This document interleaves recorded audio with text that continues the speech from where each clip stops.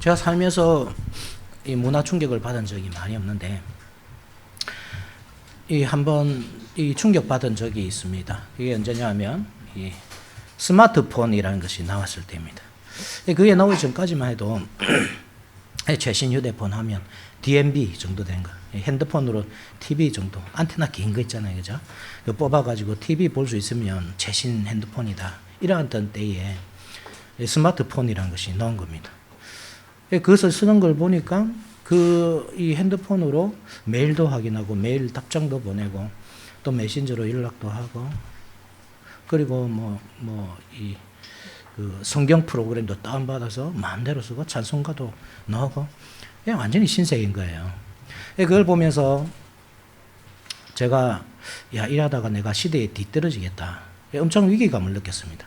그래서 바로 핸드폰을 바꾸고 그 다음에 이 교회 청년들한테 배워가지고 제가 스스로 또 그 지혜는 없어가지고 청년들한테 배워서 익숙하게 사용하였습니다. 무엇이든지 그렇죠. 우리가 어떤 기계를 처음 대하게 될 때 그것을 배워야 합니다. 배우지 않고서는 참 익숙하게 사용하기가 어렵습니다. 특히 요즘에 나오는 모든 가전제품들이 스마트라는 이름이 붙잖아요. 그래서 그 아날로그 세대가 아닌 분들은 우리 어린아이들은 크게 어렵지 않게 이렇게 만지면서 하더라고요. 그런데 저처럼 아날로그 세대들은 아날로그에 익숙하니까 이 기존에 가지고 있던 지식들을 다 지우고 이제 그 새로운 지식을 집어넣어야 되잖아요. 그러니까 이게 쉽지가 않았습니다. 그래서 무엇이든지 스마트라는 말만 들어가면 이제 겁부터 나고 이것도 배워야 되나 이런 생각을 하게 됩니다. 율법이 그렇죠. 사실 율법이 스마트폰처럼 직관적으로 이해할 수 있는 것이 아니거든요. 근데 사람들이 실수하는 게 뭐냐면 이 율법을 직관적으로 이해하려고 하는 겁니다. 그냥 그대로 받아들이고 이렇게 살아야 되겠다. 그렇게 살면서 의를 추구하고 구원을 향해 가려고 하는 거죠. 그렇게 실수한 사람들이 유대인들이잖아요. 율법을 직관적으로. 스마트폰도 아닌데, 그죠? 배우지 않고 그렇게 한 겁니다. 우리가 율법을 배우는 것은 중요합니다. 하나님께서는 율법을 주시고 나서 아무런 조치도 취하지 않으신 것이 아니라 그 사용법을, 활용법을 주셨습니다. 오늘 본문도 그 중 하나죠. 율법을 주시면서 율법은 이렇다 이렇게 그 활용법을 주십니다. 그래서 우리는 이 활용법을 잘 배워야 되겠습니다. 스마트폰 사용 못하는 것, 그것은 그냥 시대에 뒤떨어지는 것 그 정도지만 율법을 잘못 활용하는 것은 그냥 시대에 뒤떨어지는 것을 넘어서 아예 구원을 얻을 수 없는 지경으로 나가기 때문에 우리가 두렵고 떨림으로써 이 율법을 배워야 하겠습니다. 오늘 말씀의 주제가 그렇습니다. 하나님은 성도가 온전케 되도록 율법 사용법을 주셨다. 대지는 첫째, 율법의 역할, 그리고 둘째, 율법의 가치, 이렇습니다. 먼저 율법의 역할입니다. 율법의 역할은 하나님께서 만드신 세상이 어떤 의미인가, 이 자연세계가 무엇을 나타내는가, 그것은 하나님께서 존재하신다는 사실, 그리고 하나님께서 하신 일, 그 자체를 나타내는 역할이라고 했습니다. 거기에 이어서 오늘 이제 율법은 이렇다 그 활용법이 등장합니다. 다소 이 부자연스러운 연결 같지만 그렇지 않습니다. 왜냐하면 우리가 이 자연 만물을 바르게 이해하기 위해서는 반드시 율법을 통해야 하기 때문입니다. 자연 만물 그 자체에서 이 진리를 발견하려고 하는 사람들이 있습니다. 물질주의자들이죠. 그들은 이 자연 만물 속에서 하나님의 손길, 하나님의 존재를 발견하지 않습니다. 물질 그 자체, 그것을 연구하고 개발하고 이 사람을 이롭게 하는 데 사용하고자 합니다.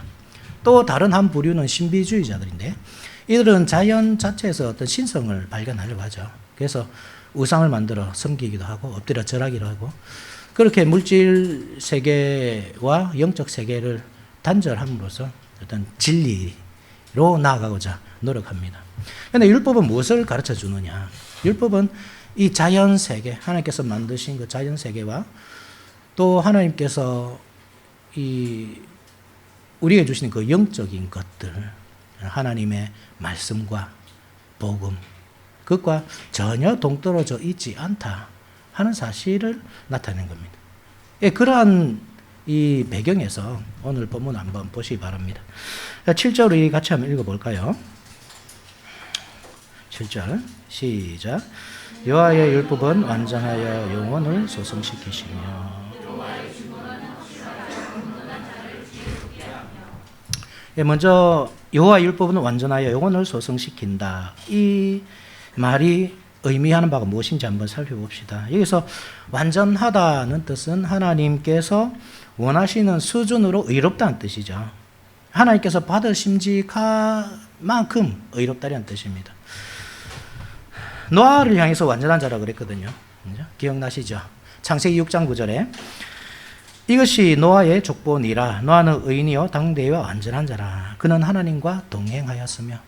그리고 아브라함을 향해서 너는 완전하라 이렇게 명령하십니다. 창세기 17장 1절에 아브라함이 99세 때에 여호와께서 아브라함에게 나타나서 그에게 이르시되 나는 전능한 하나님이라. 너는 내 앞에서 행하여 완전하라. 즉 우리 신앙 선조들에게 원하신 신앙의 수준이 무엇인가 할 때 완전함이라는 것입니다. 완전하지 않으면 하나님께서 교제하지 않으시고 받지 않으십니다. 왜냐하면 하나님은 죄를 싫어하시죠. 그래서 죄인과 함께 할 수 없기 때문입니다. 문제는 우리가 연약하다는 것. 누가 율법을 통해서 완전해질 수 있습니까? 율법을 완전하다 하는데 우리가 어떻게 율법을 통해서 완전해지고 우리가 어떻게 율법을 행해서 영혼이 소성하는 그 즐거움을 누릴 수 있겠습니까? 불가능합니다. 그래서 우리가 생각해 봐야 되는 겁니다. 과연 노아나 아브라함이 행함으로 의롭다움을 받았는가? 그렇지 않잖아요. 그래서 우리는 알게 되는 겁니다. 이게 율법을 통해서 완전하여진다. 이것이 사람이 노력을 함으로써 의에 도달한다. 그 뜻이 아니구나. 이 생각을 가지고 가야 됩니다. 무엇보다도 이 완전하다는 뜻은 짐승의 제사를 드릴 때 완전한 것을 드려야 되죠. 뭐 고환이 상하거나 코가 비틀어지거나 눈이 한쪽 뭐 없거나 이런 짐승은 하나님께 드릴 수 없습니다. 그래서 가정한 행동입니다. 하나님께 드리는 짐승은 완전해야 됩니다. 그런데 우리가 짐승 그것이 상징하는 바를 알잖아요. 하나님께서 짐승을 받으시고 사람의 죄를 사해 주시는 것은 짐승 자체에 어떤 큰 의로움이 있기 때문이 아니잖아요. 짐승이 상징하는 어떤 대상이 있고 그 대상 때문에 하나님께서 죄를 사해 주시거든요. 그 대상이 누굽니까? 예수 그리스도. 예수 그리스도가, 그래서 우리는 결론을 이렇게 낼 수 있습니다. 예수 그리스도가 완전하시니 하나님께서 그 완전한 사람, 완전한 그 제사를 받아주셨고 예수 그리스도 안에 있는 성도들을 또한 받아주신다. 완전하다. 이렇게 칭해 주시면서 받아주신다. 이렇게 알 수 있는 겁니다. 그래서 노아나 아브라함이나 그렇습니다. 그들은 행함으로 의롭다 인정함을 받은 사람들이 아닙니다. 그 믿음으로 의롭다 인정함을 받은 사람입니다. 믿음으로만 의롭다 인정하게 됩니다. 즉 믿음으로만 완전하게 됩니다. 우리는 율법을 통해서 자신의 죄를 깨달아야 합니다. 자신의 죄를 깨닫지 못하는 사람, 자신이 죄인이라는 사실을 알지 못하는 사람은 절대로 구원자를 찾지 않습니다. 그래서 죄를 깨닫는 것, 이게 무엇보다도 중요합니다. 사도 바울이 회개를 더 빨리 하죠. 왜냐하면 실제로 죄인이었거든요. 살인자였고 교회를 무너뜨린 자였습니다. 얼마나 평생 짐처럼 여겼겠습니까? 하나님께서 물론 용서해 주시지만. 그런데 그러한 죄 때문에 회개가 더 빠른 겁니다. 그런데 의롭게 사는 사람들 있잖아요. 바리새인들. 서기관들, 제사장들, 율법사들, 그들은 자신들이 죄인이라는 사실을 알지를 못합니다. 의롭게 살았거든요. 실제로 도둑질도 안 했고 간음도 안 행했고 정말 의롭게 살았습니다. 그러니 회개가 어려운 겁니다. 우리가 그 때문에 뭐 죄를 짓자 이 말이 아닙니다. 이 말이 아니라 우리가 이 의롭다 하는 그 생각, 내가 지금까지 바르게 살아왔다 하는 그 생각을 버리는 것이 얼마나 중요한가 하는 것을 말씀드리는 겁니다. 여러분 그거 버리셔야 합니다. 아무리 여러분들이 의롭게 살아왔어도 정직하고 바르게 살아왔어도 하나님 앞에서 아무것도 아닙니다. 그 죄입니다. 죄. 하나님은 완전함을 요구하시지 그 중에 조금 나은 것 그걸 원하는 것이 아닙니다. 철저하게 깨달아야 돼요. 내가 죄인이구나. 나는 하나님 없이는 살 수 없는 존재구나. 철저하게 깨닫고 하나님께 구해야 그리스도를 만나는 겁니다. 우리가 알 수는 있거든요. 예수 그리스도가 누구신지 알 수는 있습니다. 그렇지만 그분을 믿고 붙잡는 것은 또 다른 일입니다. 여러분 귀신들도 예수님을 알고 떱니다. 하나님의 아들이신 것을 안다고요. 귀신들도. 우리도 그냥 그 정도 지식에 머물러 있다면 예수님이 하나님의 아들이다. 그 정도 지식에 머물러 있다면 이게 참 믿음이라 할 수 없다는 말입니다. 그럼 어떻게 우리가 그분과 참된 교제를 나누고 연합을 이루고 그리스도 안에서 하나님께 완전함을 입어서 드려질 수 있는가 할 때에 내가 죄인이라는 사실 그것을 깨닫는 게 첫 번째입니다. 반드시 그래야 됩니다. 그럴 때 율법은 초등 교사가 되어서 우리를 그리스도께로 이끌어갑니다. 그래서 우리는 의롭다함을 얻습니다. 우리의 영혼이 소성합니다. 다시 살아납니다.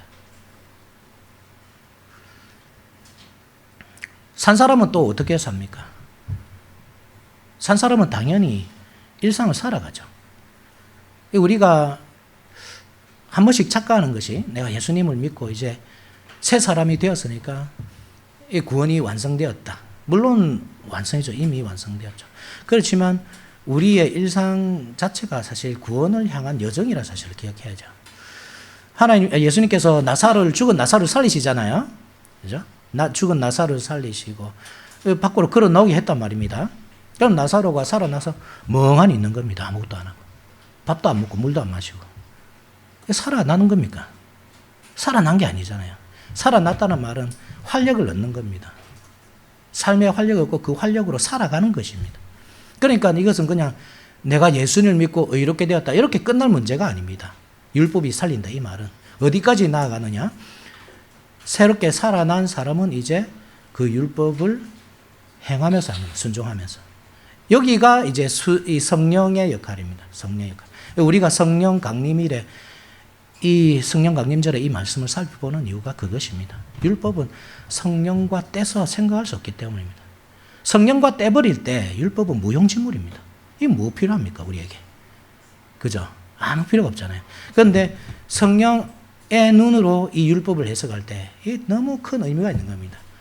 율법으로 구원을 얻으라 주신 것이 아니라 그리스도 말미암아 구원을 얻는데 근데 구원 얻은 사람은 활력을 얻고 순종하며 살아가는 겁니다. 새 사람으로. 그래서 말씀이 어떻게 표현됩니까? 성경에서. 말씀은 생명수죠.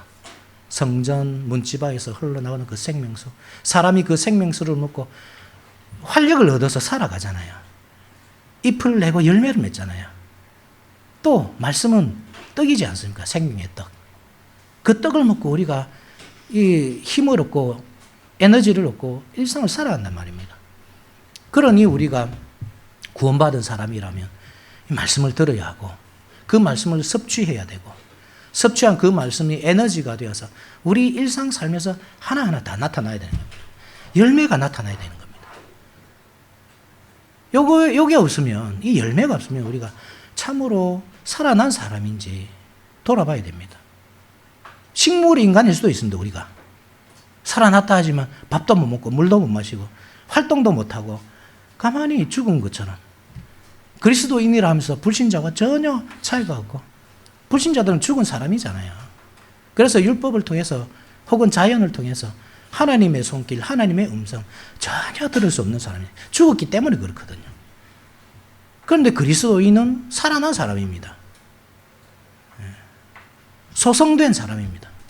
그러니까 자연 속에서도 하나님의 손길을 발견하고 말씀을 통해서 새 힘을 얻고 활력을 얻고 살아가는 겁니다. 그 에너지로. 그것이 바로 이 7절 상반절에서 의미하는 바입니다. 계속 뒤에 한번 보십시오. 여호와의 증거는 확실하여 우둔한 자를 지혜롭게 하며, 여호와의 증거는 확실하다 이렇게 표현합니다. 확실하다 이 말은 믿을만하다 이런 뜻이거든요.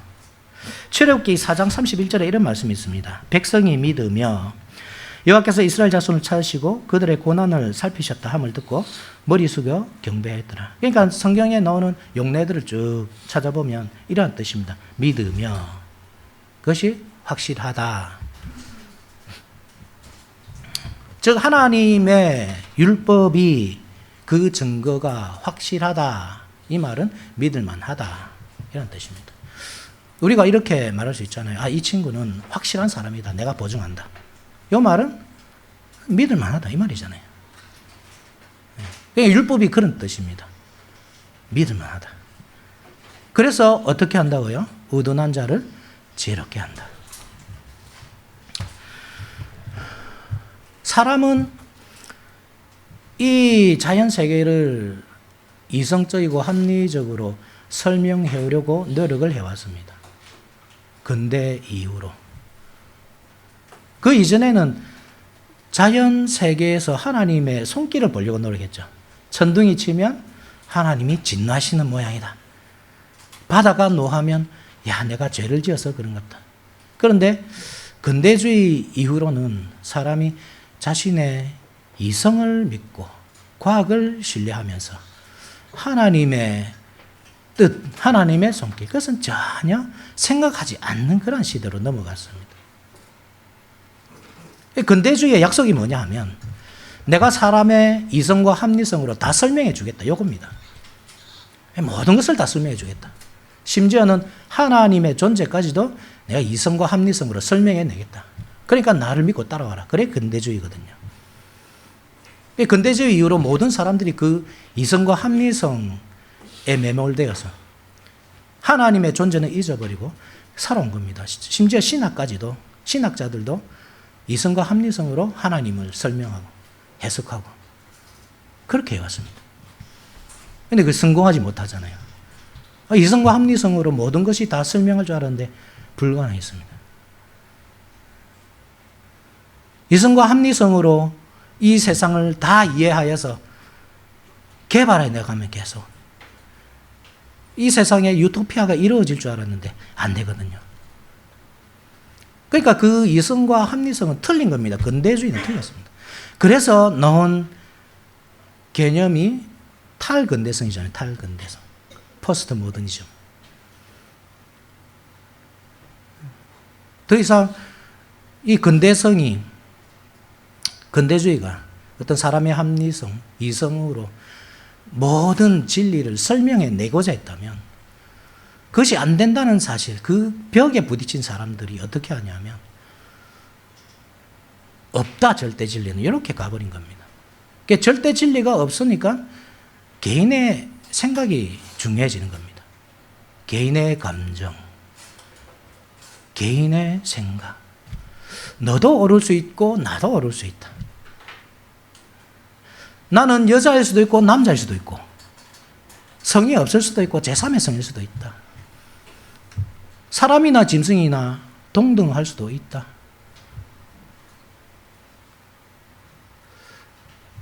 여러분, 사람이 얼마나 우매한지 아셔야 합니다.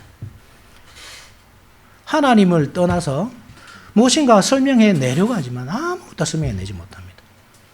우리가 합리성 자체를 완전히 부정하자는 말이 아닙니다. 우리가 과학과 등지며 살자, 그것을 말하는 것이 아닙니다. 이 세상은 하나님께서 지으셨습니다. 이성을 가지고 지으셨습니다. 이성을 가졌다는 것은 합리성이 있다는 말입니다. 고양이가 막 뛰어다닙니다. 들고양이들이. 그런데 그 고양이들이 왜 뛰어다니는지 우리가 이해할 수 있습니까? 이해할 수 없죠. 왜냐하면 이성이 없기 때문이거든요. 그런데 이 세상은 그렇지 않잖아요. 하나님께서 그 지혜와 지식으로, 능력으로 만드셨기 때문에 합리성이 있거든요. 그래서 우리가 하나님을 목표로 이 자연 세계를 연구하다 보면 참된 진리에 이르게 되는 겁니다. 사람 위에 원숭이가 있고 원숭이 위에 뭐 아메바가 있고 아메바 위에 유기물 있고 유기물 위에 무기물 있고 결국은 뭔가 우주에서 튀어나오는 돌덩어리 하나가 거기서부터 모든 것이 시작되었다. 이런 불합리한 설명이 아니라 하나님께서 만드셨구나. 그래서 이 세상이 존재하고 내가 존재하는구나. 그것을 알게 되는 겁니다. 그것이야말로 합리성이죠. 하나님을 떠난 사람은 우매하다는 사실을 기억하셔야 되고, 그럼 그 우매함에서 회복될 길이 무엇인가? 말씀을 봐야 된다. 말씀을 통해서 이 자연 세계를 봐야 된다. 자연 세계 그 자체에서, 물질 그 자체에서 어떤 영광을 발견할 것이 아니라 그 자연 세계가 나타내는 영광이 실제로 비추고 있는 그 대상, 그 하나님을 바라봐야 되는 겁니다. 그래야 지혜롭게 되는 겁니다. 지혜란 무엇입니까? 하나님을 경외하는 거죠. 주의 말씀을 열면 빛이 비치어 우둔한 사람들을 깨닫게 하나이다.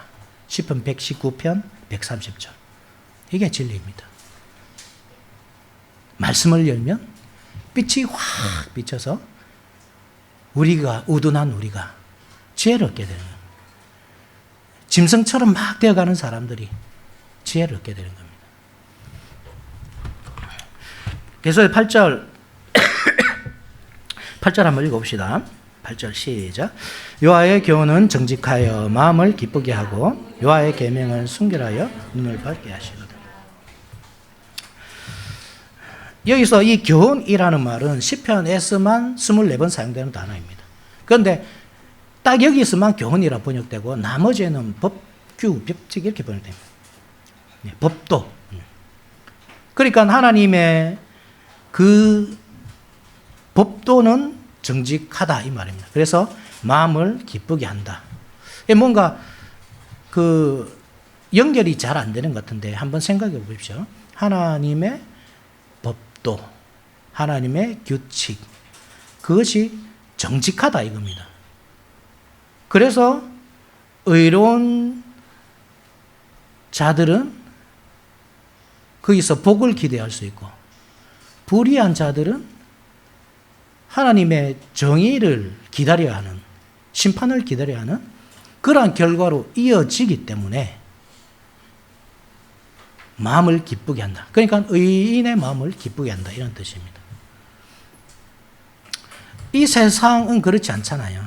이 세상의 원리들, 이루어지는 일들을 보면 항상 악인이 잘 되는 것 같잖아요. 뭔가 사기도 치고 남 덩쳐먹기도 하고, 그렇게 사람을 밟고 올라서는 사람이 뭔가 출세하는 것 같고 잘 사는 것 같고 그렇거든요. 거기서 기쁨이 있을 수가 없습니다. 그런데 하나님의 규칙은 그렇지 않고 당장은 의인이 고난을 당하는 것 같고, 그래서 의인이 이 땅에서 하늘을 바라보면서 기도할 수밖에 없지만, 통곡할 수밖에 없지만 하나님의 법은 너무나 정직하기 때문에 그대로 이루어진다. 하나님의 법은 분명하거든요. 의인은 복, 불의한 자는 심판.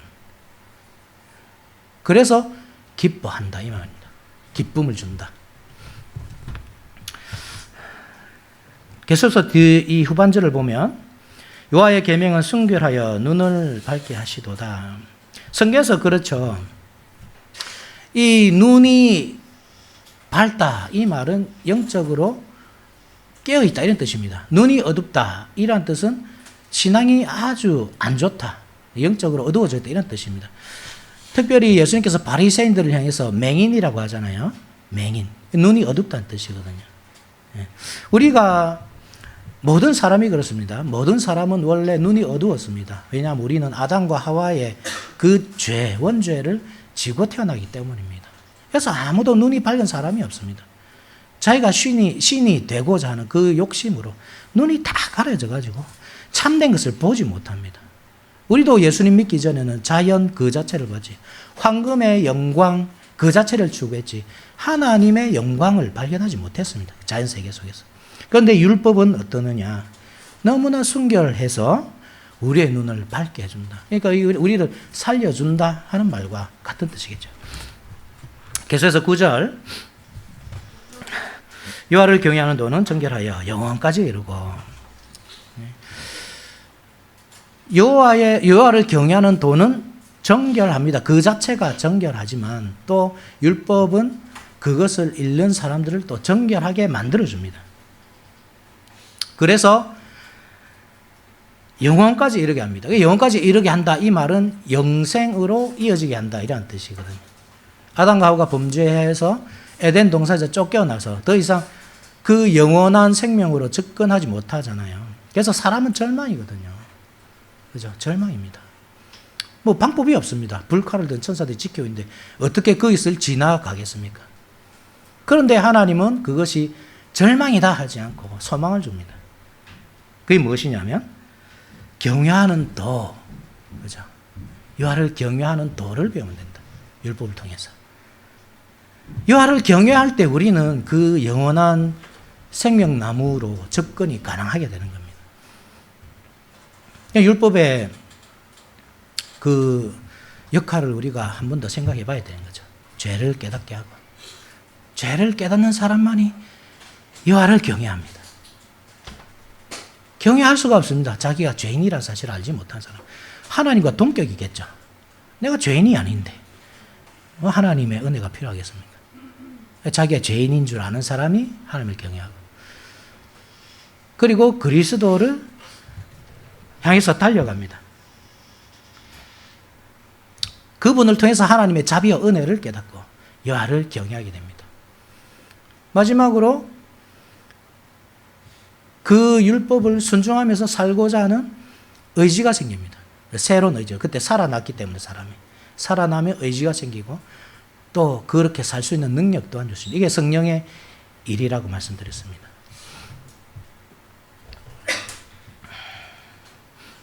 경외한다는 것. 그죠? 그것은 두려워한다는 것과 차이가 있거든요. 두려운 것은 뭡니까? 두려운 것은 피합니다, 우리가 귀신을 두려워하면 피하잖아요. 그렇지만 경외하는 것은 두려워하는 것 다른데 피하지 않습니다. 오히려 나아갑니다. 두렵고 떨리지만 나아갑니다. 그 하나님을 사모하면서. 이게 성령 충만한 사람의 모습입니다. 그 은혜를 바라면서 나아가는 것. 그리고 9절 후반부에 여호와의 법도 진실하여 다 의로우니 그동안에 계속 이 사용됐던 단어 완전하다, 뭐 확실하다, 정직하다 다 분사거든요.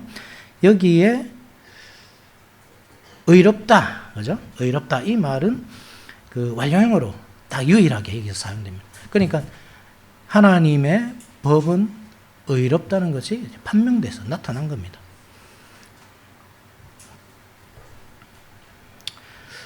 역사 속에서 그렇거든요. 항상 악인들이 승승장구하는 것 같고 의인들은 고난을 당하는 것 같은 그러한 역사들이 계속 반복되어 왔지만 그렇지만 실제로는 의인이 이기고 악인들은 늘 망하는 그 역사였다. 그것을 말해줍니다. 그래서 이 여호와의 법을 경외하여서 따라가는 사람, 그 사람은 절대 실패하지 않고 하나님께 주시는 그 영광을 누릴 수 있다. 상을 주신다. 그죠? 11절 같이 한번 읽읍시다. 11절 시작. 또 주의 종이 이것으로 경고를 받고 이것을 지킴으로 상이 큽니다. 이걸 지킴으로써 상이 크다. 실패하지 않는다. 이런 뜻입니다. 두 번째, 율법의 가치란 또 무엇입니까? 율법의 가치는 10절에 나옵니다. 우리 같이 한번 읽어볼까요? 시작. 금 곧 많은 순금보다 더 사모할 것이며 꿀과 송이꿀보다 더 달도다. 당장 율법을 따라 산다고 해서 성공하는 것이 아닙니다. 율법을 따라 살면 큰 복이 주어지고 내가 소원하던 것이 다 이루어지고 그렇게 되지 않습니다. 그런데 그보다 더 귀한 것을 얻죠. 하나님께서 율법을 지킴으로 상을 주신다고 할 때 그 상이란 하나님 자신이잖아요. 그죠?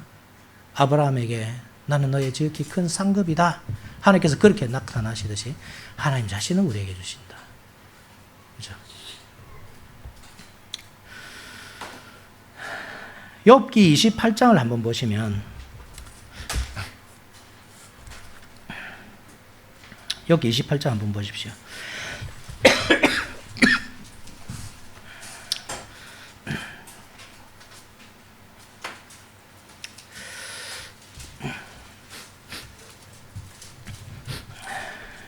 (28장) 제가 한번 빠르게 한번 읽어볼게요. 한번 보십시오. 은이 나는 곳이 있고 금을 재련하는 곳이 있으며 철은 흙에서 캐내고 동은 돌에서 녹여 얻느니라. 사람은 어둠을 뚫고 모든 것을 끝까지 탐지하여 어둠과 죽음의 그늘에 있는 광석도 탐지하되 그는 사람이 사는 곳에서 멀리 떠나 갱도를 깊이 뚫고 발길이 닿지 않는 곳 사람이 없는 곳에 매달려 흔들리느니라. 음식은 땅으로부터 나오나 그 밑은 불처럼 변하였도다. 그 돌에는 청옥이 있고 사금도 있으며 그 길은 솔개도 알지 못하며 매 눈도 보지 못하며. 그러니까 땅 밑에 있는 그 보석을 하늘에 나는 그 매, 그죠? 솔개, 눈이 엄청 밝잖아요. 그들이 보지 못한다는 말입니다. 용맹스러운 짐승도 밟지 못하였고 사나운 사자도 그리로 지나가지 못하였느니라. 그러니까 용맹성이 있는 그 짐승들도 하지 못하는 일을 사람이 하는 겁니다. 그 지혜를 가지고 땅을 파서 거기서 황금을 얻어내고 그것으로 이 꾸미는 겁니다. 이 세상을. 그 지혜가 어디에서 나왔냐 이 말입니다. 12절 한번 보여주세요. 12절. 그러나 지혜는 어디서 얻으며 명철이 있는 것은 어디인고. 그 우리보다 훨씬 뛰어난 것 같은 짐승들, 능력 있는 짐승들도 못하는 것을 연약한 사람이 어떻게 그걸 하게 되었을까. 23절. 하나님이 그 길을 아시며 있는 곳을 아시나니 이는 그가 땅끝까지 감찰하시며 온 천하를 살피시며 바람의 무게를 정하시며 물의 분량을 정하시며 비 내리는 법칙을 정하시고 비구름의 길과 오리의 법칙을 만드셨습니다. 하나님께 그 지혜가 있다 이 뜻이죠. 하나님께 그 지혜가 있고 그 지혜를 사람에게 주신 것입니다. 그래서 28절에 또 사람에게 말씀하셨도다. 다 같이 시작. 보라 주를 경외함이 지혜요 악을 떠남이 명철이니라. 하나님께 지혜가 있는 겁니다. 우리는 이 자연 만물을 통해서 하나님을 보는 게 참 어렵습니다. 황금에서 여러분 하나님의 영광을 발견할 수 있습니까? 그 참 어려운 사실 이 숨은 그림 찾기도 없죠. 당연히 하나님께서 만드셨으니까 하나님께 영광 우리가 이렇게 말을 하지만 실제로 그 황금이 드러내고 있는 그 하늘의 영광을 보는 사람 많지 않습니다. 근데 그것을 해야 되는 겁니다. 그것을 할 뿐만 아니라 하나님께서 우리에게 주시는 하나님 자신, 그 말씀, 그것이 이 황금의 영광보다 훨씬 아름답다 하는 사실을 배워야 하는 겁니다. 그래서 황금 자체를 추구하며 살 것이 아니고 황금이 비추고 있는, 황금이 미쳐 줄 수 없는 그 아름다운 하나님의 영광을 추구하며 살아야 하는 겁니다. 그런즉 바람이 불어 하늘이 말끔하게 되었을 때 그 밝은 빛을 아무도 볼 수 없느니라. 북쪽에서는 황금 같은 빛이 나오고 하나님께는 두려운 위험이 있느니라. 욥기 37절 21절 22절. 황금 자체에 미혹될 것이 아니라 황금이 가리키는 하나님을 바라봐야 된다. 우리가 이 땅에서 황금이라는 것이 상징적인 언어입니다. 그죠? 우리가 다 뭐 금을 캐러 다니는 사람이라는 뜻이 아니고 우리가 이 땅에서 다 추구하는 것이 그것이잖아요. 열심히 일해서 돈을 벌고 그것으로 우리의 삶을 영위해 가는 겁니다. 우리 옷도 사입고 맛있는 것도 먹고 또 문화생활도 즐기면서 그렇게 살아가는 겁니다. 근데 그것만 보면 안 된다 이 말입니다.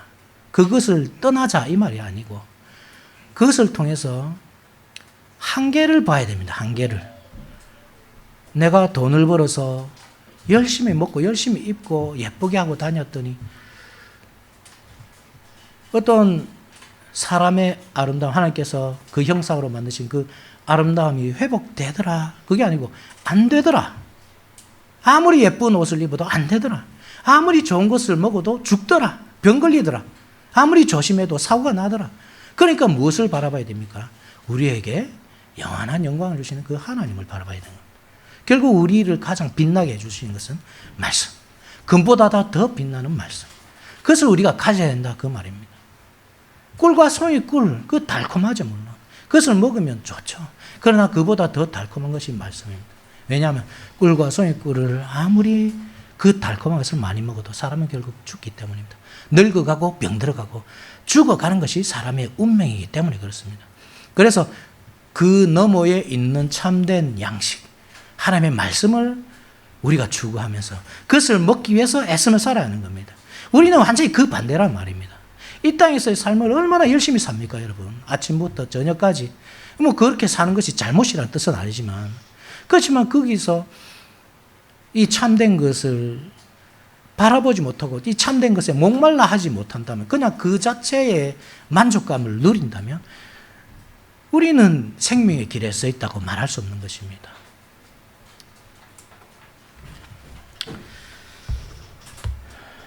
(18세기) 계명주의 이후로 사람들은 더 이상 하늘의 일을 생각하지 않습니다.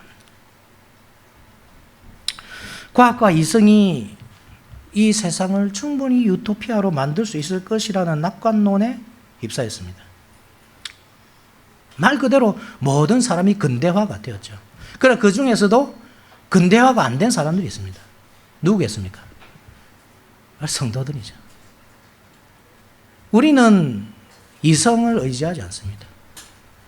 과학을 의지하지 않습니다. 그것을 부정하지도 않지만 의지하지도 않습니다. 우리는 이 땅의 일들을 통해서 하나님을 바라보고 하나님의 말씀을 통해서 이 땅의 일들을 해석하고자 합니다. 우리는 그렇게 살아야 됩니다. 최소한 이 신앙 문제에 있어서만큼은 그렇게 살아야 됩니다. 전근대적인 삶. 답답하죠. 세련되지 못하잖아요. 이런 말을 하면. 무슨 그런 전근대적인 사고방식을 가지고 살아갑니까, 목사님?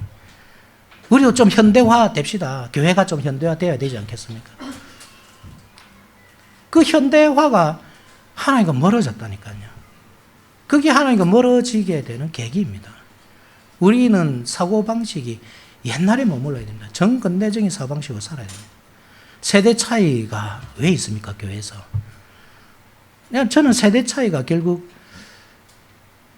전근대적인 사고방식으로 사는가, 근대적인 사고방식으로 사는가, 포스트 모더니즘적인 방식으로 사는가, 거기에서부터 비롯된다고 봅니다.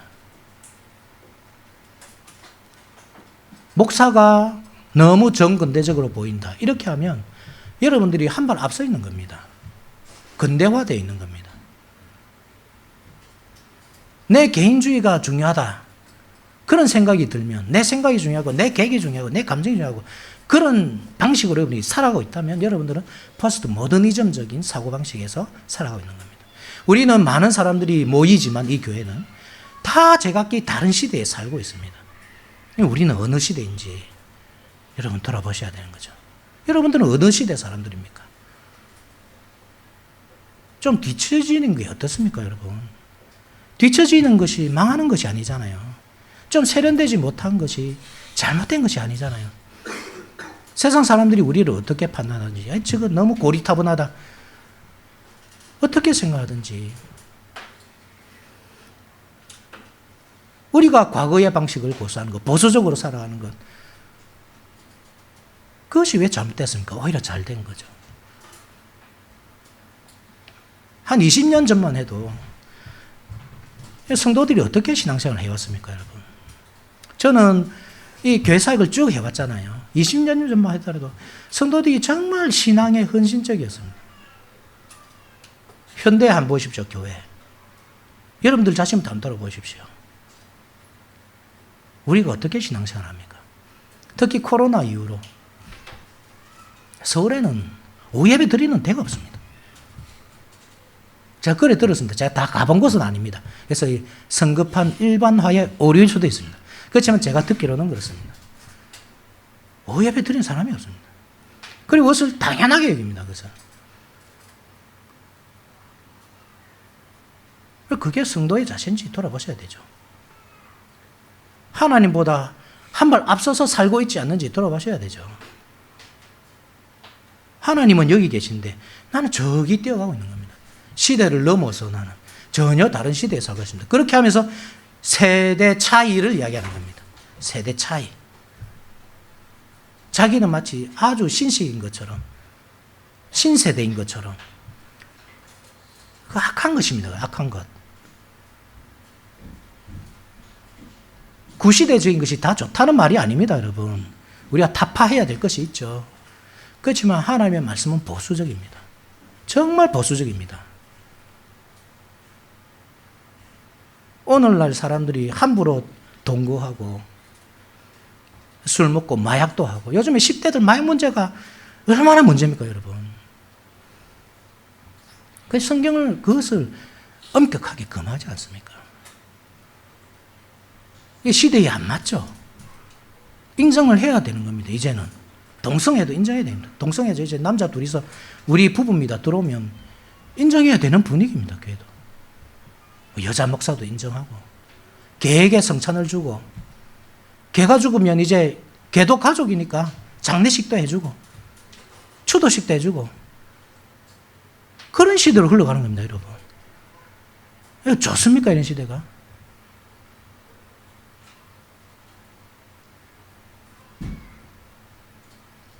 하나님을 떠나서 자유롭고자 하지만 실제로 자유롭지 못합니다. 현대인들이 그렇습니다. 자유롭지 못합니다. 사람이라는 존재가 그렇거든요. 어딘가에 소속되어 있어야 됩니다. 사람은 혼자 살 수 없고 어떻게든 공동체에 소속되어 있어야 됩니다. 하나님을 떠나서 그러면 어디로 가느냐? 요즘에 민족주의가 유행하는 이유가 그것입니다. 하나님이 없으니까 민족주의로 가는 겁니다. 하나님이 없으니까 쉽게 이성과 만나고 잠을 자는 것을 쉽게 생각하는 겁니다. 자기 몸을 쉽게 주고 그렇게 함으로써 소속감을 느끼는 겁니다. 여러분, 요즘에는 원나잇 스탠드 이런 말들이 부끄러운 것이 아닙니다. 다 그렇게 삽니다. 하나님을 떠나서 그렇습니다.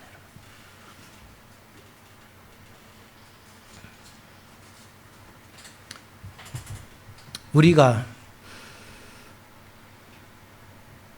이 땅에 빛나는 것들을 통해서, 이 땅의 영광을 통해서 하늘의 영광을 꿰뚫어오지 못할 때, 하나님께서 주신 말씀으로 우리의 삶을 해석해내지 못할 때, 내가 어느 시대에 살고 있는지, 이 시대가 지금 어떤 시대인지 알지 못할 때 우리는 길을 잃고 방황하게 되겠죠. 우리가 어느 시대에 사는지 똑바로 여러분 보십시오. 우리가 어느 지금 지점에 서 있는지, 이 역사적 시대에 우리가 서있는지 여러분 똑바로 보십시오. 그리고 나는 여기서 어떻게 살아야 될 건가 결정하십시오, 여러분. 이 시대와 함께 흘러갈 것인가? 다 그렇게 사니까 나도 그렇게 살 것인가? 탈근대적인 사고방식으로 개인주의, 개인중심주의로 살 것인가? 아니면 하나님 중심으로 옛날에 우리 선조들이 그 말씀에 목숨을 걸고 그 성경 하나 지키기 위해서 목숨을 다 바쳤듯이 나도 그렇게 살 것인가? 여러분 한번 결정하시기 바랍니다. 그렇게 살아야 합니다. 그것이 성도입니다. 오늘 성령 강림주의를 맞아서 율법 사용법에 대해서 배웠습니다. 그것은 성령의 역할 자체가 그렇기 때문입니다. 성령의 역할은 율법과 함께 역사하셔서 우리의 눈을 뜨게 해주고, 그 율법을 그 뜨인 눈으로 우리 스스로를 올바르게 바라보게 하시고, 우리 스스로를 해석하게 하시고, 그래서 구원자를 찾아가게 하는 역할이 율법이기 때문입니다. 그래서 성령과 율법은 절대 동떨어져서는 안 됩니다. 반드시 율법은 성령과 함께, 성령은 말씀과 함께 우리에게 오십니다. 말씀이 없으면 그것은 성령의 역사가 아닙니다. 말씀 없이 신기한 일이 일어난다. 귀신도 그 짓을 합니다. 모세가 율법을 받은 그 오순절날 모세가 시내에서 율법을 받잖아요. 그날 오순절이 임한 것은 우연이 아니란 말입니다. 율법과 성령은 같기 때문에 그렇습니다. 같이 오시기 때문에 그렇습니다.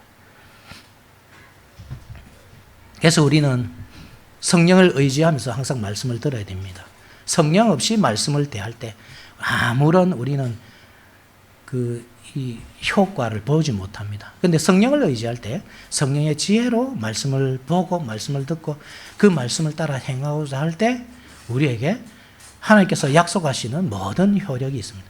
모든 복이 거기에 따릅니다. 이런 사실을 잘 기억하시고 오늘 성령 강림주를 맞아서 늘 성령과 함께하면서 말씀을 듣고 말씀을 따라 행하며 하나님께 주시는 복을 누리며 사는 저와 여러분들이 됩시다. 아멘.